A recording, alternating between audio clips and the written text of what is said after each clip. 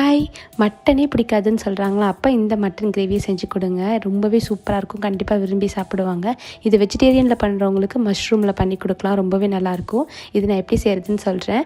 மண் சட்டி தான் எடுத்திருக்கேன். அதில் நல்லெண்ணெய் ஊற்றிட்டு கிராம்பு அப்புறம் பட்டை போட்டுட்டு சின்ன வெங்காயம் ஒரு 10 எடுத்திருக்கேன். ஒரு பெரிய சைஸ் தக்காளி ஒன்று எடுத்திருக்கேன். நல்லா வதங்கினதுக்கப்புறம் இஞ்சி பூண்டு பேஸ்ட் சேர்த்துட்டு 1/4 டீஸ்பூன் மஞ்சத்தூள். ஆல்ரெடி நம்ம மட்டன் வேக வச்சதில் வேறு நம்ம கொஞ்சம் மஞ்சத்தூள் இஞ்சி பூண்டு பேஸ்ட்லாம் போட்டிருப்போம்.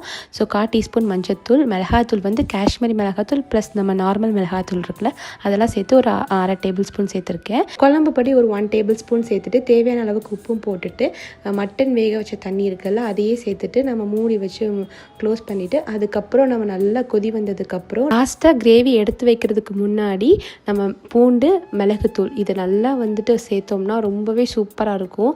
இதில் நீங்கள் கண்டிப்பாக வீட்டில் ட்ரை பண்ணி பார்த்துட்டு கமெண்ட் பண்ணுங்கள். நாளைக்கு இன்னொரு வீடியோவில் பார்க்கலாம். Please subscribe, keep supporting. Thank you.